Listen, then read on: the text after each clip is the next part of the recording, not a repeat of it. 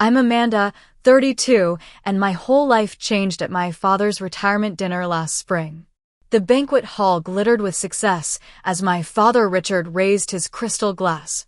My real children are the ones who made me proud, he announced to applause. Then his cold eyes found mine across the room. You can leave, he said, loud enough for everyone to hear. Humiliation burned through me as I stood shakily. But then my husband Scott stood too. What happened next redefined family for me forever. Before I continue this story, let me know where you're watching from and hit that subscribe button. The moment my husband stood up that night changed everything, and I promise you'll want to hear how this ends. I grew up in Brookline, an affluent Boston suburb where success wasn't celebrated but expected. Our colonial-style home with its manicured lawn looked picture-perfect from the outside. Inside was a different story. My father, Richard Harrington, wasn't just a banking executive. He was a man who measured love in achievements and disappointments. My mother, Elaine, was beautiful, quiet, and ultimately powerless against my father's domineering presence. She'd occasionally whisper comfort after his tirades, but never openly defied him. I lost her to breast cancer when I was 20, and with her went the only buffer between my father's expectations and my reality. My siblings were everything I wasn't. Jason, 4 years older, followed our father into finance, graduating from Wharton and climbing rapidly at a prestigious investment firm. Kimberly, 2 years my senior, became a cardiothoracic surgeon, collecting accolades like some people collect stamps. They were the golden children, the standard bearers, the ones who made our last name mean something, as my father often said. Then there was me. From childhood, I gravitated toward books and art, finding escape in stories when real life became too harsh. I can still remember sitting at our glossy black grand piano during my 12th birthday recital. Family friends filled our living room, and I was playing Debussy's Clair de Lune. My fingers trembled over the keys, and halfway through, I hit a wrong note. Just one. My father stood abruptly, straightened his tie, and walked out. The room fell silent except for the sound of the front door closing. I finished the piece with tears blurring my vision, but I finished it.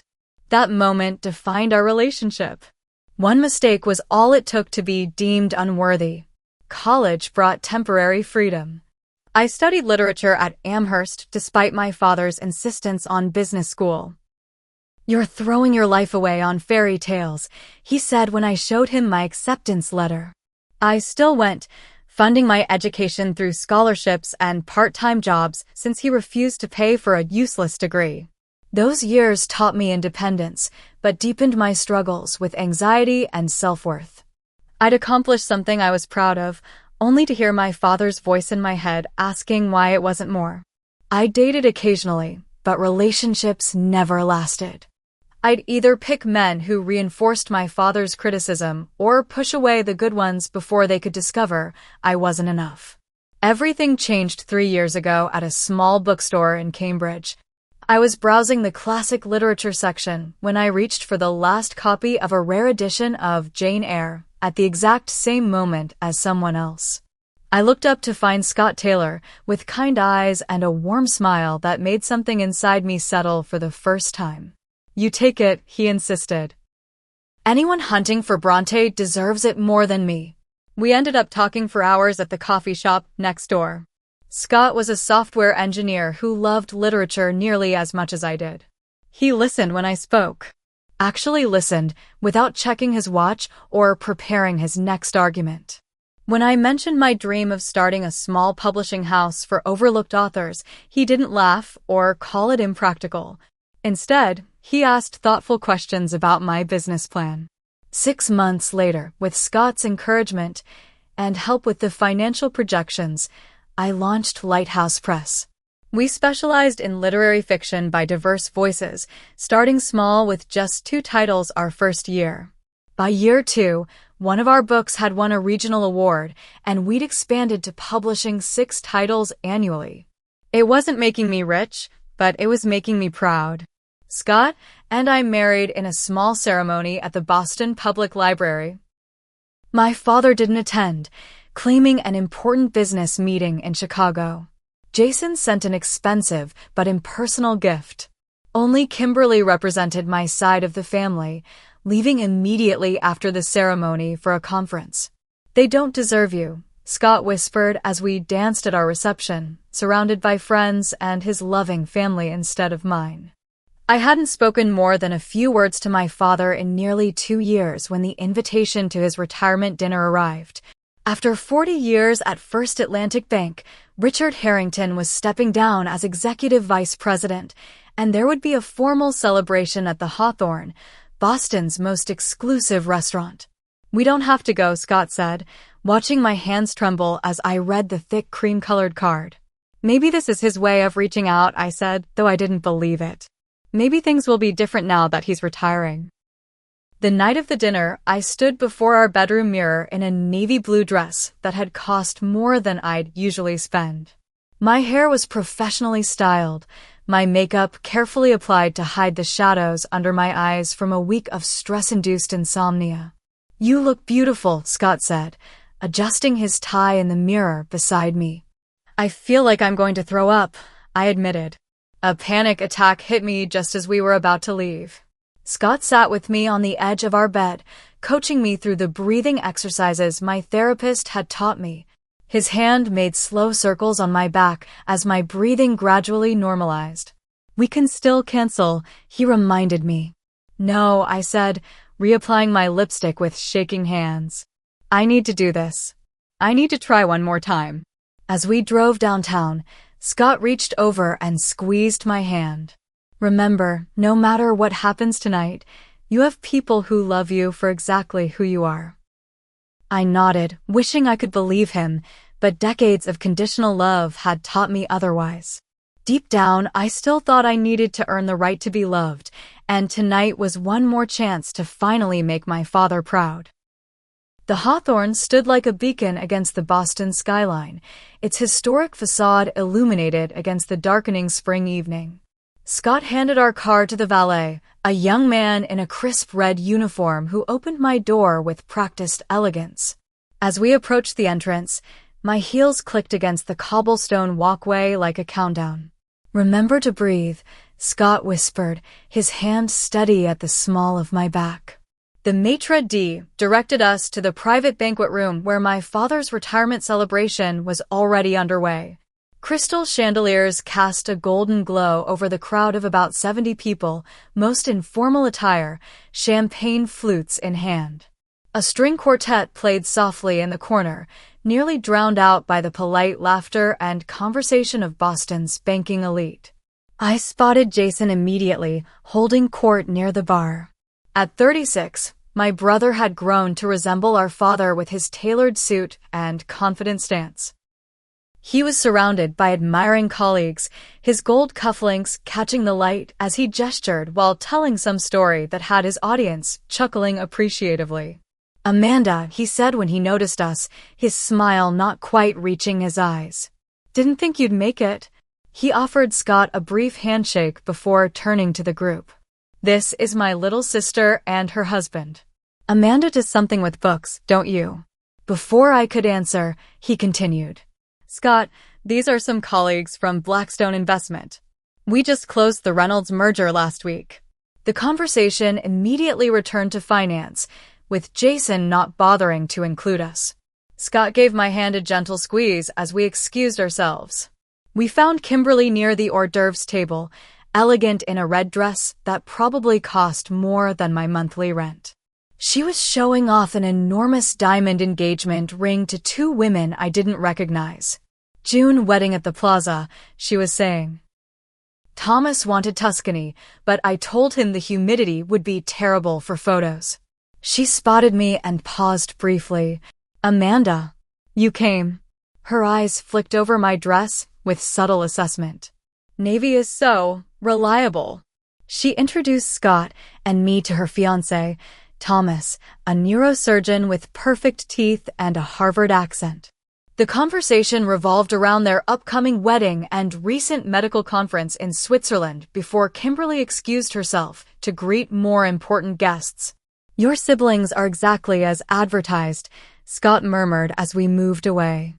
I was reaching for a glass of champagne from a passing waiter when I felt a bony hand on my arm.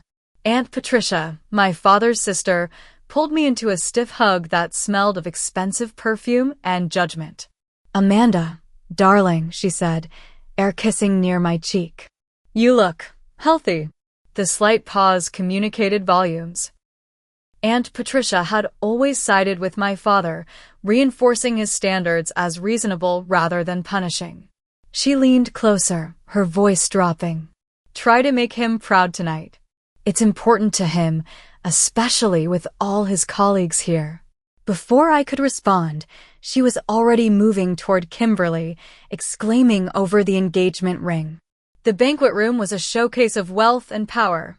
Crystal vases held arrangements of white roses and hydrangeas on every table. The bar featured top-shelf liquor and vintage wines. Waitstaff circulated with trays of delicacies, caviar on blini, seared scallops, tiny quiches. Around me, conversations centered on stock portfolios, vacation homes, and private schools. I finally spotted my father across the room, commanding attention in a circle of distinguished men. At 65, Richard Harrington remained imposing, his silver hair and patrician features marking him as someone accustomed to respect. He laughed at something one of the men said, and for a moment, I saw a warmth I'd rarely experienced directed at me. Scott sensed my hesitation. "Want me to come with you to say hello?" I shook my head. I should do this alone. Taking a deep breath, I approached my father. He saw me coming but continued his conversation until I was standing awkwardly at the edge of the circle. Finally, during a pause, he acknowledged me. "Amanda, you made it." His tone suggested mild surprise rather than pleasure. "Congratulations on your retirement," I said, offering the gift bag containing an expensive fountain pen Scott had helped me select. "Thank you." He accepted it without looking inside. "Gentlemen, my youngest, Amanda. She's in publishing. Own my own small press. Actually," I added, "we just had an author shortlisted for the Massachusetts Book Award." My father's expression didn't change. Amanda always had her head in the clouds, playing with books while her siblings took on real careers. The men chuckled obligingly. "Speaking of, Jason just closed a $40 million deal. And Kimberly is engaged to Dr. Thomas Whitfield, chief resident at Mass General." The clear message, their accomplishments were worth mentioning, mine were not. "It was nice seeing you," I said quietly, retreating before the tears stinging my eyes could fall. Scott was waiting with a fresh glass of wine, which I gratefully accepted. "That bad?" "The usual," I managed, taking a large sip. The cocktail hour continued around us. I watched as my father moved through the room like a king holding court, accepting congratulations and reminiscing about his illustrious career. With each person he greeted warmly, the contrast to his coldness toward me became more pronounced. When it was time to be seated for dinner, I discovered we'd been placed at a table far from the main one where my father, Jason, Kimberly, and other VIPs would sit. Our tablemates included distant relatives and junior colleagues who seemed equally disappointed with their placement. "I'm Scott Taylor, Amanda's husband." Scott introduced himself cheerfully, undeterred by the seating politics. "You're Richard's daughter?" asked an older woman across from us. "The one who isn't a doctor or banker?" I nodded, forcing a smile. "I run a publishing company." "How nice," she said with the same tone one might use to address a child's crayon drawing. "A hobby business."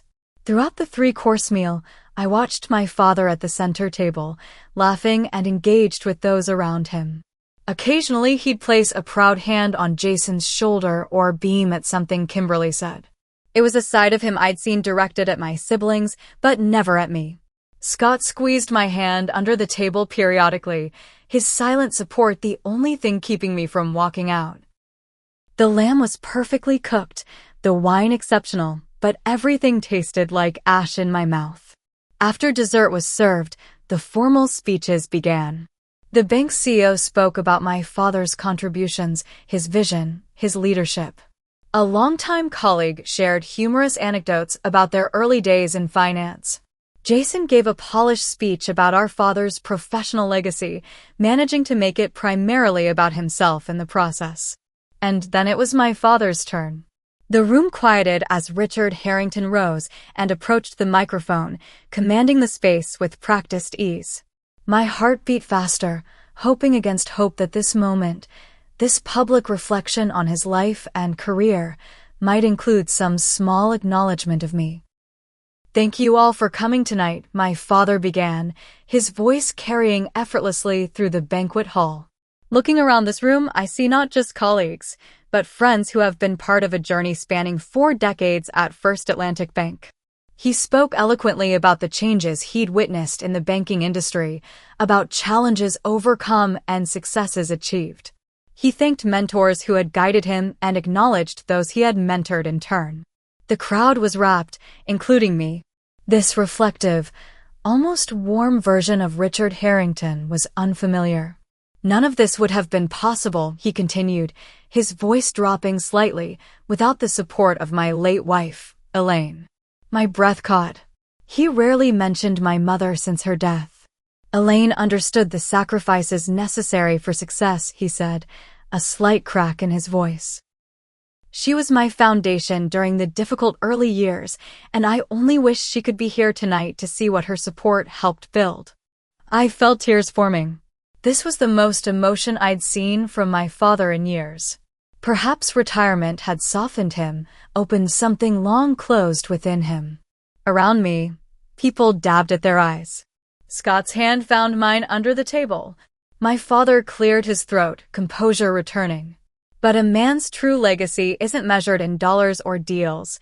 It's measured in what he leaves behind, in who carries forward his values and vision.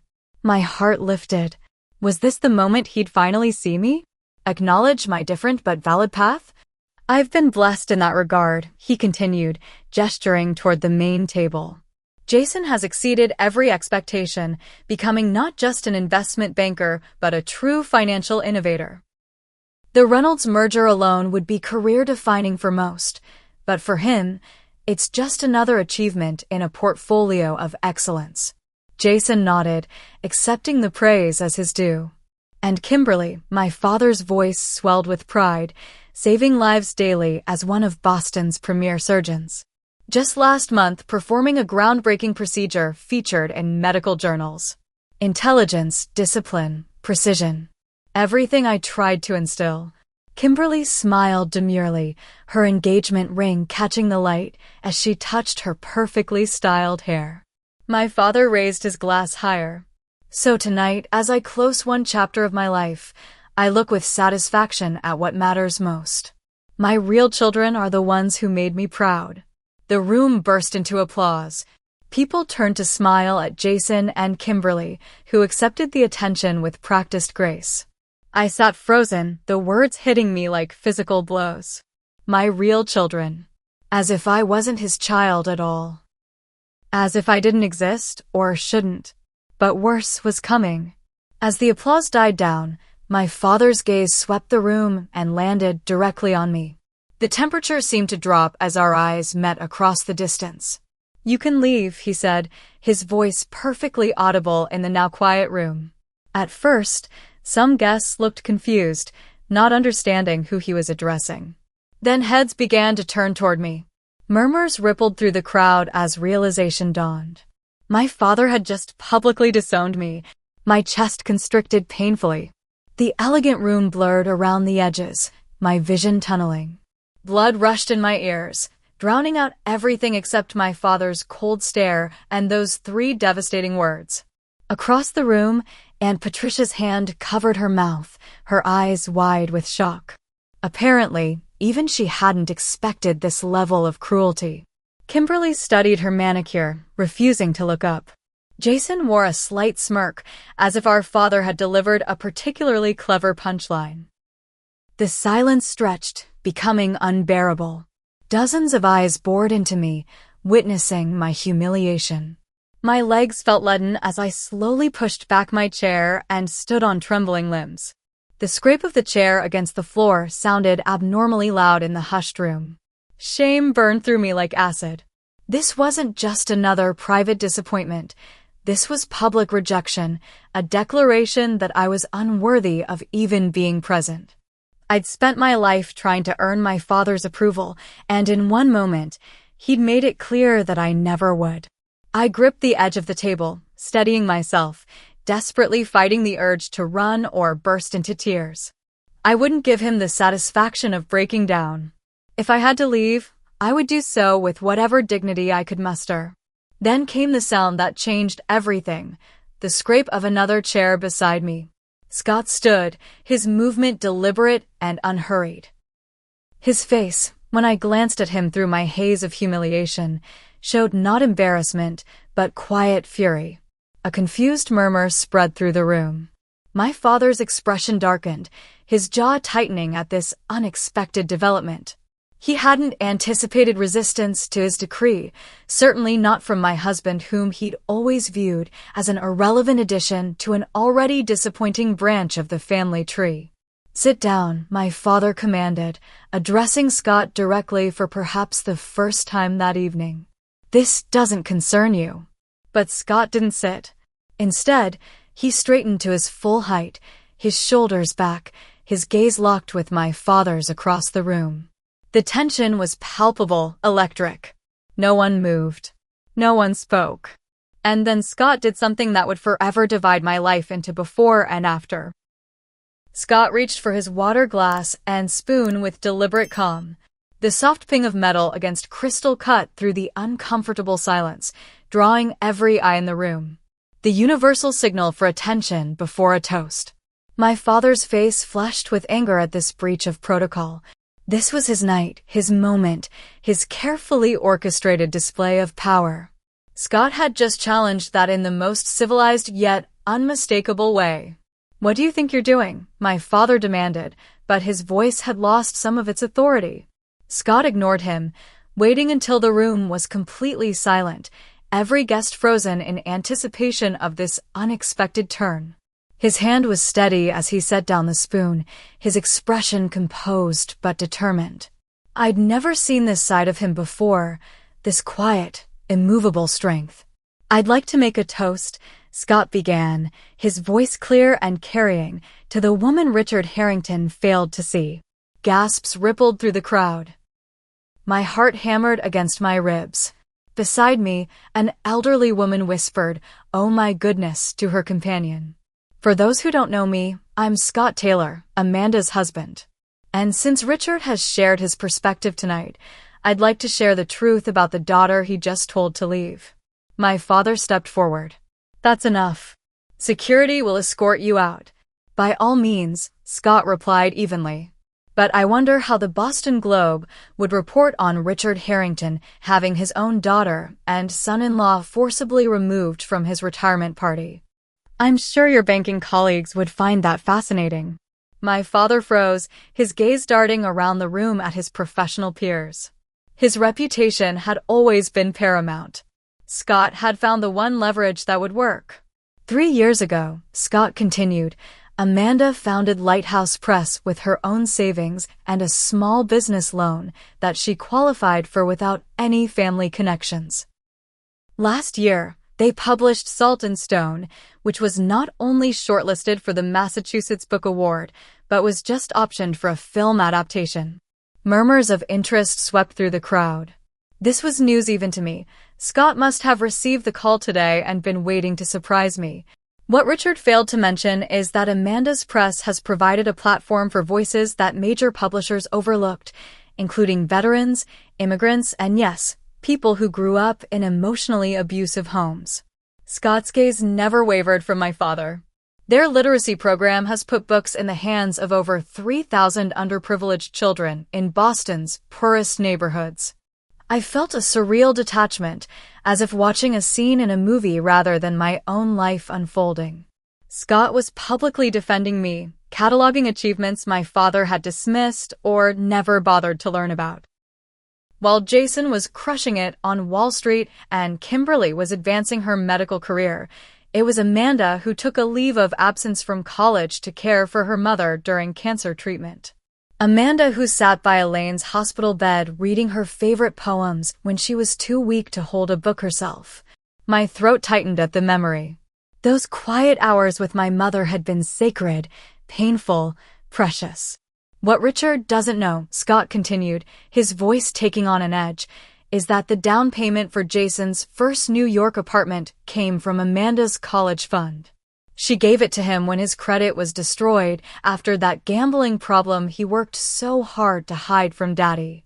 Jason's face drained of color. That had been our secret, a rare moment of real connection between siblings when he'd come to me desperate and ashamed. I'd helped him because despite everything, he was my brother. I never expected anything in return, certainly not for him to defend me against our father. For 32 years, Richard, you've told Amanda she wasn't enough.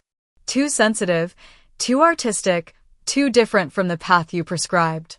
You've withheld affection, weaponized your approval, and tonight, you've attempted to humiliate her in front of everyone who matters to you.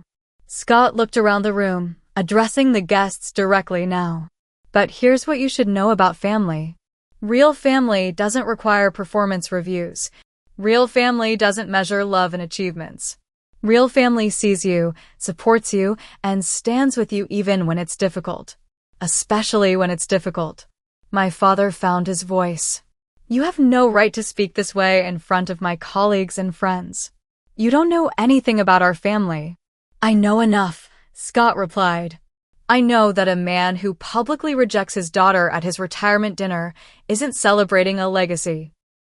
He's revealing its bankruptcy. The room was so silent I could hear the ice shifting in water glasses. No one moved. No one seemed to breathe.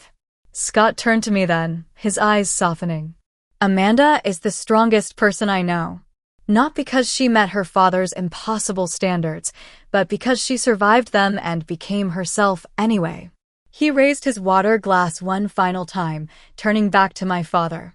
So thank you, Richard Harrington, for showing us exactly the kind of parent we'll never be. With that, Scott set down his glass and gently took my hand. The warmth of his fingers around mine anchored me as the room spun with shock, embarrassment, and something else I couldn't yet identify. Together, we walked toward the exit, our footsteps echoing on the marble floor. No one tried to stop us. No one spoke. The collective breath-holding of 70 stunned guests created a silence so complete it seemed to have physical weight. As we neared the doors, my father found his voice again. If you walk out now, don't ever come back, he shouted, desperation creeping into his anger. You're cut off. Do you understand? Both of you. We didn't slow, didn't turn. Scott's hand remained steady in mine. As we passed the last table before the exit, an elderly man I recognized as one of my father's longest-serving colleagues caught my eye. Almost imperceptibly, he nodded, a small gesture of respect or perhaps solidarity. It was the first time anyone from my father's world had acknowledged me as something other than a disappointment. The doors closed behind us, muffling the explosion of conversation that erupted in our wake. The valet, having overheard the commotion, avoided eye contact as he hurried to retrieve our car. The night air hit my flushed face like a blessing, cool and clean after the suffocating tension of the banquet hall. Scott opened the car door for me, then walked around to the driver's side. Neither of us spoke until we had pulled away from the Hawthorne, the elegant facade receding in the rearview mirror like the setting of a particularly vivid nightmare. Are you okay?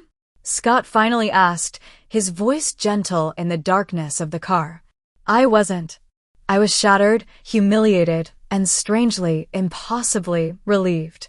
Something that had been coiled tightly within me for decades had finally snapped, leaving me raw but somehow lighter. I don't know, I answered honestly, but I think I might be, eventually. Scott reached for my hand again, and we drove home in silence, leaving behind the wreckage of expectations and pretense, heading towards something I couldn't yet name but desperately wanted to discover. The emotional dam broke as soon as we entered our apartment. I collapsed onto our couch, violent sobs tearing through me as 3 decades of suppressed pain erupted at once. Scott held me without speaking, his shirt growing damp with my tears, his arms steady around my shaking shoulders. "I'm sorry," I gasped between sobs. "I'm so sorry you had to do that." "I'm not," Scott said firmly. "I've wanted to say those things to your father for 3 years. He'll never forgive us." The thought brought fresh tears. Despite everything, some childish part of me had never stopped hoping for reconciliation, for the father I needed instead of the one I had. "That's his loss," Scott said. "And honestly, Amanda, his forgiveness isn't worth having." We stayed up until 3 in the morning, talking through what had happened. The initial shock gave way to a complex mix of emotions. Grief for the relationship I'd never have with my father, anger at his cruelty, fear about family repercussions, and underneath it all, a tentative sense of liberation. "Do you think I overstepped?" Scott asked as we finally prepared for bed, the first hint of uncertainty in his voice. "You stood up for me when no one ever has," I said. "Including me." Sleep came in fitful bursts, interrupted by the phone. My father called 7 times between midnight and dawn, leaving increasingly angry voicemails, demanding apologies, and threatening consequences. I let each call go to voicemail, my phone screen illuminating the darkness of our bedroom like distant lightning. Morning brought a text from Kimberly. "You've always had to make everything about you. Dad's retirement was supposed to be his night. You and Scott ruined everything, as usual." I stared at the message, realizing how differently we viewed the same event. In her reality, I was the villain who had stolen our father's spotlight, not the victim of his public rejection. The twist came at 10:17 a.m. when Jason called. I almost didn't answer, expecting more accusations, but something made me pick up. "That was quite a show last night," he said, his tone unreadable. "I didn't plan it," I replied stiffly. A pause. "I know." Another pause. "Is it true what Scott said? About the apartment money?" "Yes." "Why didn't you ever throw that in my face? All these years, even when I was less than supportive." "Because that's not why I helped you," I said simply. The silence stretched between us. Finally, Jason spoke again, his voice different somehow. Smaller. "I never thanked you properly for that. And I should have. It doesn't matter now. Maybe it does." He cleared his throat. "Listen, what Dad did last night, it wasn't right. I've never seen him like that." It wasn't an apology, but it was the closest thing to solidarity Jason had offered in years. After we hung up, I sat staring at the phone, unsure what to make of the shift. At work that Monday, my boss Marion took one look at my face and ushered me into her office. "You look like you've been through a war," she said, pouring me coffee. "What happened?" I gave her the condensed version. Her response was immediate. "Take the week off. We'll manage the Hopkins manuscript without you." "I can't just stop working because of family drama," I protested. "Amanda," she said gently, "if you'd broken your leg, you'd take time off to heal. Your father broke something inside you. That deserves the same consideration." I reluctantly agreed to 3 days, spending them alternating between crying jags and numb television binging. Scott worked from home, keeping me company while respecting my need to process. The outside world continued, oblivious to my internal earthquake. On Thursday, the doorbell rang. I opened it to find Aunt Patricia, clutching a large manila envelope and looking uncharacteristically uncertain. "May I come in?" she asked. I hesitated, then stepped aside. She perched awkwardly on our couch, refusing coffee or tea. "What my brother did was unforgivable," she said without preamble. I should have said something that night, and I didn't. I've been enabling Richard's behavior for years, telling myself it was just his way. She handed me the envelope. Inside were old family photographs I'd never seen, my mother pregnant with me, looking radiant, toddler me on my father's shoulders, both of us laughing. A family vacation where my father was teaching me to fish, his expression patient and kind. He wasn't always like this, Aunt Patricia said softly. After your mother got sick the first time, something changed in Richard. He became obsessed with control, with measurable success. It was as if by perfectly organizing his world, he could keep tragedy at bay. I studied the photos, these glimpses of a father I didn't recognize. That doesn't excuse what he's done. No, she agreed. It doesn't. But I thought you should know there was a time when he loved you unreservedly. That capacity exists in him, buried under years of fear and bitterness. After she left, I placed the photos in my desk drawer, unable to look at them longer, but unwilling to throw them away. The family implosion generated ripples through our extended family network. Cousins I rarely spoke with texted for details. My father's sister-in-law called to say she'd always thought Richard was too hard on you. The family mythology was being rewritten in real time, with long-time power dynamics suddenly up for re-examination. 5 days after the dinner, my father's name on my caller ID triggered a panic attack, so severe that Scott had to talk me through breathing exercises for 20 minutes. That night, he researched therapists specializing in family trauma and emotional abuse. You need professional support, he said, showing me a short list he'd compiled. This is beyond what I can help you process. I selected Dr. Eleanor Waters, a woman whose kind eyes and no-nonsense expression in her professional photo somehow inspired trust. My first appointment was scheduled for the following Tuesday. What if this breaks me completely? I asked Scott the night before. What if I discover I'm even more damaged than I thought? You're not damaged, Amanda. You're hurt. There's a difference. He pulled me close. And sometimes things need to break open before they can heal properly. A week after the retirement dinner disaster, my father appeared unannounced at our apartment building. The doorman called up, asking if we wanted to receive Richard Harrington. My hand shook as I held the intercom. It's your call, Scott said. We can refuse. No, I decided. Let's end this. My father looked smaller somehow as he entered our apartment, his commanding presence diminished outside his usual power settings. His eyes darted around our modest but comfortable home with thinly veiled judgment. I've come to clear the air, he announced without greeting. That scene at my retirement was unacceptable. You told me to leave in front of everyone, I reminded him, my voice steadier than I expected. What did you think would happen? I expected you to respect my wishes. Instead, your husband created a spectacle that undermined my entire career celebration. Scott, who had promised to let me handle this confrontation, remained silent beside me, his presence reassuring. Did you come here to apologize? I asked. My father looked genuinely confused. Apologize? For what? For being honest about my disappointment? I've given you every opportunity to make something of yourself, and you've rejected them all. In that moment, I saw with perfect clarity what Scott had been telling me for years. My father was incapable of seeing me as I actually was. He could only see the ways I failed to be who he wanted. I think you should go, I said quietly. I'm not finished, he snapped. I came to tell you that I've spoken with my attorney. If you and Scott don't make a public apology to me, you'll both be removed from my will. Is that clear? The old Amanda would have crumbled, would have agreed to anything to regain his approval. But standing in my own home, with my husband beside me and the life we'd built together surrounding us, I found a strength I hadn't known I possessed. We don't want your money, I said. We never did. What we wanted was your love, your acceptance. But I'm done trying to earn something that should have been freely given. My father's face hardened. You'll regret this. When you're struggling to pay bills with your little book hobby, you'll wish you'd shown more respect. I respect myself now, I said.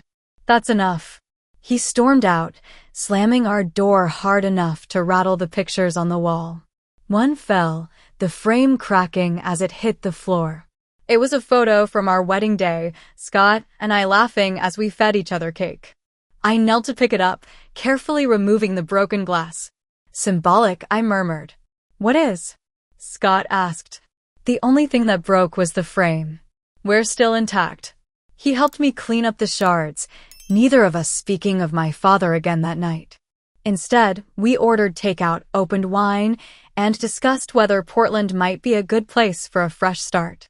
The idea of moving, of creating physical distance to match the emotional reality, felt increasingly right. As I fell asleep that night, I realized I hadn't apologized for anything all day. It was a small victory, but significant for someone who had spent her life saying sorry for existing. Tell me about your father, Dr. Eleanor Waters said during our first therapy session. For the next 50 minutes, words poured out of me, stories I'd never fully articulated even to Scott.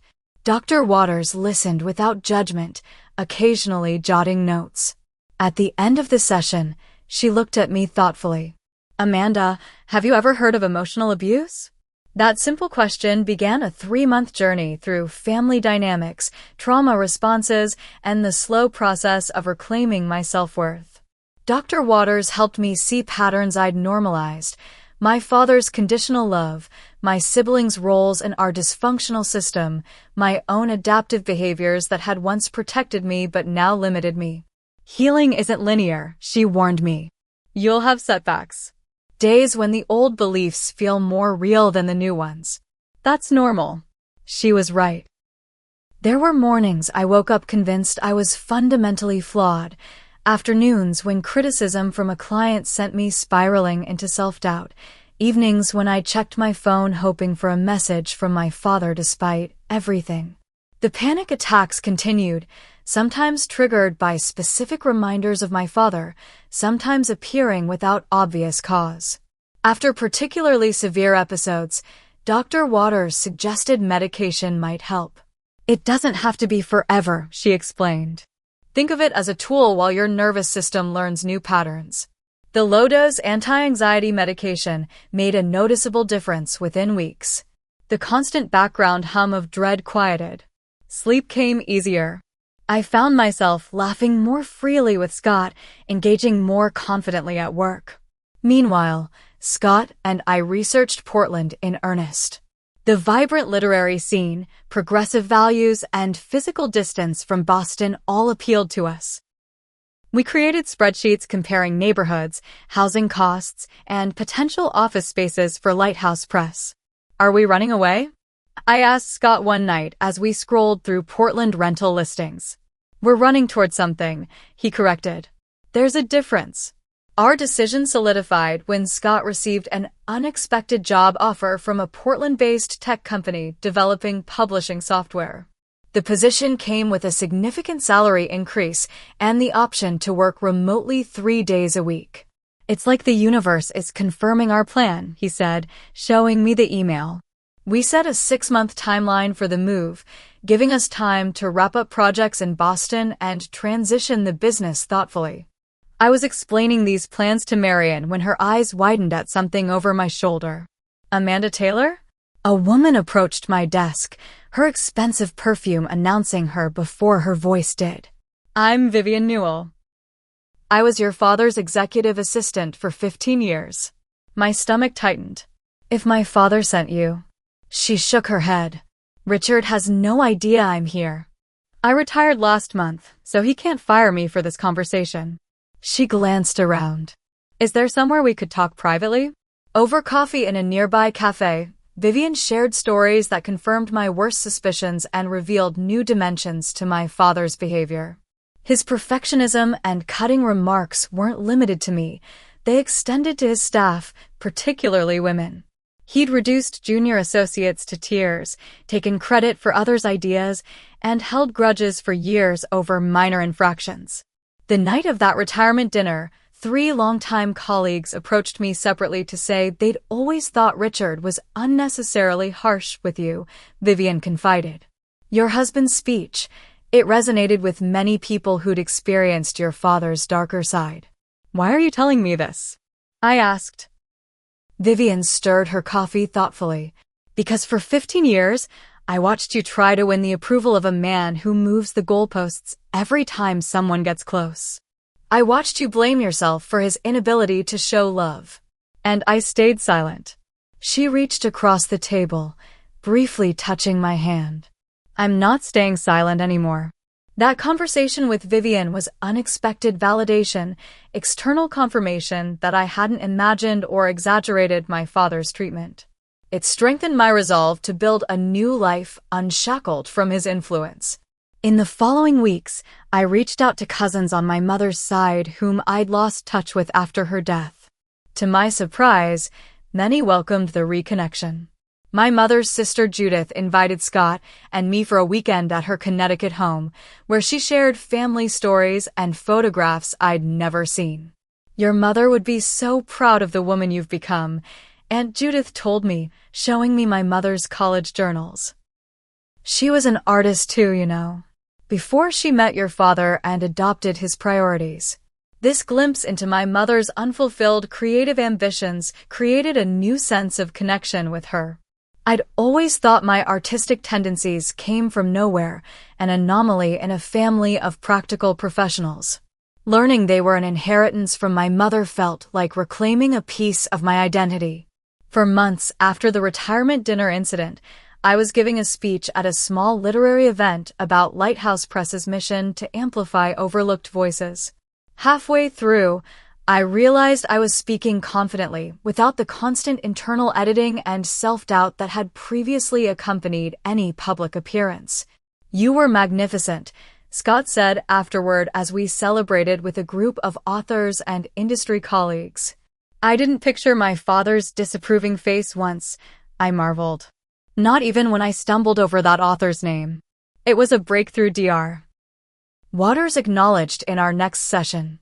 You're internalizing a new voice, she observed. Your own voice of self-acceptance is becoming louder than his voice of criticism. Our Portland plans progressed. A house-hunting trip yielded a charming craftsman with a converted garage perfect for a small office. We put a deposit down, the commitment to our fresh start now concrete. Back in Boston, I expanded Lighthouse Press's mission, creating a special imprint for memoirs focused on family reconciliation and healing from emotional abuse. The project felt both professionally exciting and personally meaningful, a way to transform my pain into purpose. My relationship with Jason continued its tentative thaw. He called occasionally, our conversations gradually becoming less superficial. During one such call, he confessed that he'd started therapy himself. That night at Dad's retirement, it forced me to look at some things I'd been avoiding, he admitted. Like how I've spent my entire adult life chasing Dad's approval and how exhausting that is. Kimberly remained firmly in my father's camp, sending a formal wedding invitation addressed only to Scott with a post-it note reading, "No drama, please." We declined with an equally formal response card and a generous gift from their registry. 6 months after the retirement dinner, Scott and I were discussing starting a family, a conversation I'd always avoided, fearing I'd inherited my father's capacity for emotional damage. What if I'm like him? I whispered, naming my deepest fear. What if I don't know how to love a child unconditionally? The fact that you're asking that question means you won't be like him, Scott said. You're aware of the patterns. You're doing the work to heal them. That night, I had a breakthrough therapy session where I finally expressed my rage toward my father without tempering it with understanding or excuses. Dr. Waters encouraged me to write him a letter I'd never send, pouring out decades of hurt and anger. I hate what you did to me, I wrote, my pen pressing so hard it tore the paper in places. I hate that you made me believe I was fundamentally flawed. I hate that even now, part of me still craves your approval. The release was cathartic. Afterward, I realized it had been weeks since I'd thought about my father daily. His power over my emotional state was diminishing, his absence becoming less of a wound and more of a fact. Our last week in Boston, I received an unexpected email from my father's former colleague, the elderly man who had nodded to me as Scott, and I left the retirement dinner. I'm retiring to Portland myself next month, he wrote. Richard and I had a falling out recently over his treatment of a young analyst that reminded me of his behavior toward you. If you and Scott are settled by then, perhaps we could meet for coffee. Sometimes chosen family is more important than biological connections. As we packed our belongings into a moving truck, I found the envelope of old photographs Aunt Patricia had given me. Looking at them now produced less pain, as if they depicted characters in a story rather than my actual family. I packed them alongside newer photos, Scott and me hiking in New Hampshire, our literary festival booth surrounded by readers, a dinner party with friends who loved us exactly as we were. On our last night in the empty Boston apartment, Scott found me standing at the window, looking out at the city lights. Having second thoughts? He asked, wrapping his arms around me from behind. No, I said truthfully. Just saying goodbye to the person I was here. The one who never felt good enough. She was always good enough, Scott said. She just couldn't see it yet. As we drove west the next morning, I realized I hadn't checked my phone for messages from my father in over a week. It wasn't a conscious decision, just a natural fading of an old habit that no longer served me. The constant ache of his rejection had transformed into something different, not absence of pain, but presence of self-respect. Portland welcomed us with a week of unseasonable sunshine, as if affirming our decision. As we unpacked boxes in our new home, I came across the cracked wedding picture frame from the night of my father's final visit. I'd kept the frame, but replaced the glass. I think this belongs here, I said, placing it on the mantel of our new living room. A reminder of what we brought with us and what we left behind. Scott smiled, understanding perfectly.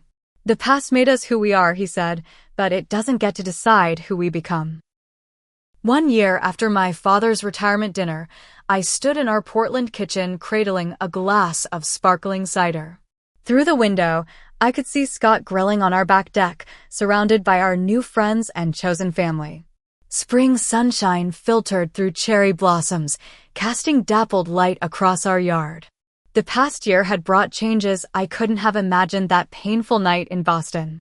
Lighthouse Press had flourished in Portland's supportive literary community, winning a Small Business Innovation Award for our community outreach programs. My therapy sessions with Dr. Waters had transitioned from weekly to monthly check-ins. And most significantly, I was 4 months pregnant with our first child. Need any help? Asked Aunt Patricia, who had flown out for our housewarming party. Her relationship with my father had grown strained after she continued maintaining contact with me, but at 68, she'd finally decided to prioritize her own values over family harmony. I'm good, thanks, I smiled, handing her a plate of appetizers to carry outside. The doorbell rang as I was arranging a cheese board. I opened it to find Jason, looking travel-rumpled but smiling tentatively. Sorry I'm late, he said. Flight from New York was delayed. I hugged him, still getting used to this new, warmer relationship we were building. Over the past year, we'd progressed from awkward phone calls to genuine conversations. He'd visited Portland twice, each time opening up more about his own struggles with our father's expectations. Come in, I said. Everyone's out back. How's Claire? Jason had recently started dating a kindergarten teacher who seemed to bring out a gentler side of him. She's good. Wanted to come, but she couldn't get the time off. He hesitated, then handed me an envelope. I've been debating whether to show you this, but I think you should know. Inside was a short article from a Boston business publication featuring a small photograph of my father. The headline read, Former First Atlantic EVP Richard Harrington hospitalized after minor stroke. He's physically okay, Jason added quickly, seeing my expression. But it's been a wake-up call. He's alone a lot now. Kimberly visits when she can, but her surgical residency keeps her busy. He refused to hire help initially, but after he burned dinner and set off the smoke alarms, the neighbors called me. I studied the photo of my father. He looked older, diminished somehow. I'm sorry to hear he's unwell, I said honestly. But I don't know what you expect me to do with this information. Jason shrugged. Nothing, necessarily. I just thought you should know. I placed the article on the counter, promising myself I'd process it later. Today was about celebration, not reopening old wounds. The party flowed around me, a joyful gathering of people who supported us. My colleagues from Lighthouse Press chatted with Scott's tech friends. Aunt Patricia exchanged gardening tips with our next-door neighbor. Jason gradually relaxed, showing uncharacteristic interest in one of our author's discussions about narrative therapy. As evening approached, Scott called for everyone's attention, raising his glass. 1 year ago, Amanda and I made the best decision of our lives moving to Portland. But the journey started earlier, with a moment of truth at a certain retirement dinner. Knowing glances were exchanged among those familiar with our story. That night could have broken us, but instead, it freed us. He turned to me, his eyes soft. To Amanda, who taught me that real strength isn't about never falling, but about rising every time life knocks you down. And to all of you who've become our Portland family, thank you for welcoming us exactly as we are. Glasses clinked as everyone toasted. Standing there, surrounded by genuine affection, I felt a completeness I'd spent decades searching for. The validation I desperately sought from my father had always been a mirage, disappearing as I approached. Real acceptance, I'd learned, didn't require contorting myself to meet someone else's expectations. After our guests departed, Jason helped us clean up, uncharacteristically domestic, as he loaded the dishwasher. I have a confession, he said, folding a dish towel with unexpected precision. I've been seeing a therapist for 8 months now. That's great, Jason, I said, genuinely pleased. It's changing how I see everything. Dad, myself, you. He leaned against the counter. Did you know I was jealous of you growing up? I nearly dropped the plate I was rinsing. Jealous? Of me? You were the golden child. I was the obedient child, he corrected. I did everything Dad wanted and got his approval, sure. But you always knew who you were. Even when it cost you everything, you stayed true to yourself. I never had that kind of courage. We talked late into the night after Scott went to bed, sharing perspectives on our childhood that made me see familiar events through new eyes. When Jason finally left for his hotel, he hugged me tightly. I'm sorry I wasn't a better brother, he whispered. We're writing a new story now, I reminded him. That's what matters. 3 days later, while visiting Powell's books, I received a text from Kimberly, the first direct communication in months. Dad asking for you. Probably nothing. Just thought you should know. I stood frozen among the bookshelves, my hand instinctively moving to my slightly rounded belly. The old Amanda would have dropped everything, rushed back to Boston, desperate for this potential opening. The new Amanda recognized the message for what it was. Kimberly's way of transferring responsibility, of making any continued estrangement my choice rather than our father's. After careful consideration and a long talk with Scott, I composed a simple response. Thank you for letting me know. I hope he recovers well. Not a door slammed shut, but not a desperate rush through an open one either. Just acknowledgement of a shared humanity that existed independent of our broken relationship. 2 weeks later, I had a chance encounter that crystallized how far I'd come. While visiting a friend in the hospital after minor surgery, I rounded a corner and nearly collided with my father. He looked startled, then wary. He'd lost weight, and a slight droop affected one side of his face, evidence of the stroke Jason had mentioned. Amanda, he said, his voice rougher than I remembered. Dad, I replied, surprised by my steady calm. Jason mentioned you were having some health issues. I hope you're doing better. He nodded stiffly. Just a checkup. Nothing serious. We stood awkwardly in the hospital corridor, medical staff flowing around us like a stream around 2 stubborn rocks. You look different, he finally said. I smiled slightly. I'm pregnant. Due in November. Something flickered across his face. Surprise, perhaps a hint of some deeper emotion quickly suppressed. I see. Congratulations. Thank you. Another silence stretched between us, filled with decades of things unsaid. I realized I was waiting for something, an apology, perhaps, or some acknowledgement of the pain he'd caused. But his expression remained carefully neutral, his posture rigid. "I should go," I said finally. "My friend is waiting." He nodded. "Give my regards to Scott." It was such a conventional pleasantry, so at odds with our last interaction, that I almost laughed. Instead, I simply nodded and moved past him, continuing down the corridor. What struck me afterward wasn't what had happened, but what hadn't. No accelerated heartbeat. No tunnel vision. No desperate need to make him love me. I'd spoken to my father as one adult to another, without the weight of my childhood wounds dictating my responses. The encounter left me contemplative, but not devastated. "He'll never change," I told Scott that night. "Not fundamentally." "Probably not," Scott agreed. "Are you okay with that?" I considered the question carefully. "I think I am. For the first time, I truly understand that his limitations aren't my failure." That autumn, as the Portland trees turned brilliant shades of orange and red, we prepared our home for the baby.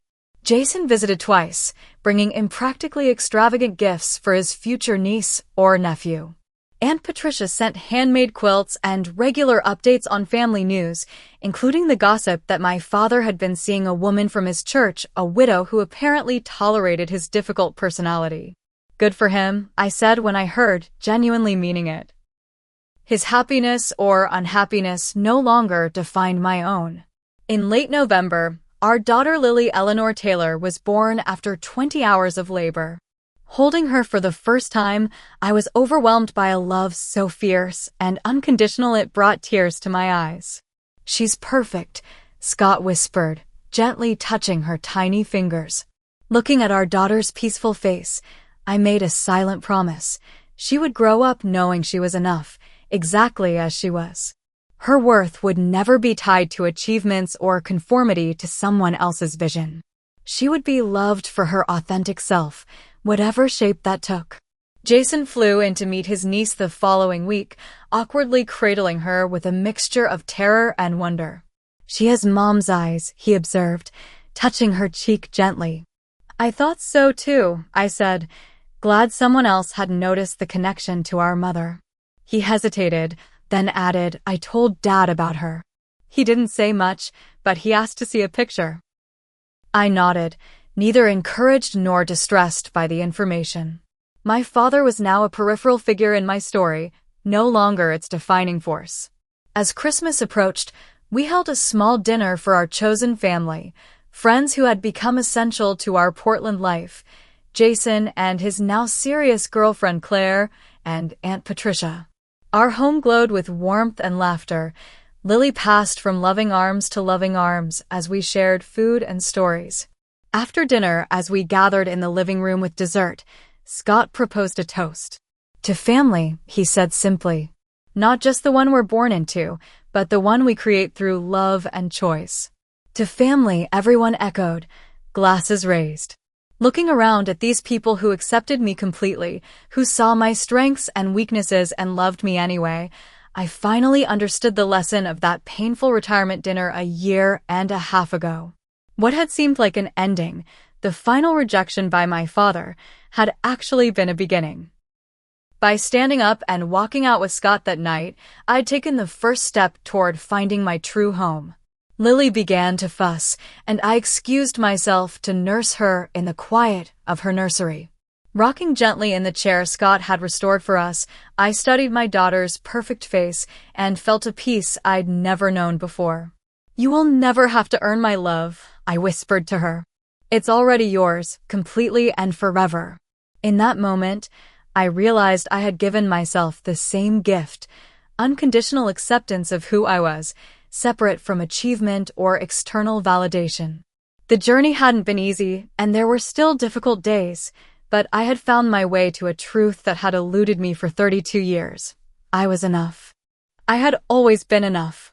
The sound of laughter drifted from the living room, and Lily's tiny hand gripped my finger with surprising strength. This was my legacy now, not my father's disappointment, but my daughter's future. Not a path dictated by someone else's values, but one I was creating with each authentic choice. What's your story of finding freedom from toxic family expectations? Have you ever had someone stand up for you when you couldn't stand up for yourself? I'd love to hear your experiences in the comments below. And if this story resonated with you, please subscribe and share it with someone who might need to hear that they too are enough, exactly as they are. Thank you for being part of this journey with me. Remember, sometimes the bravest thing we can do is walk away from what hurts us toward what helps us heal.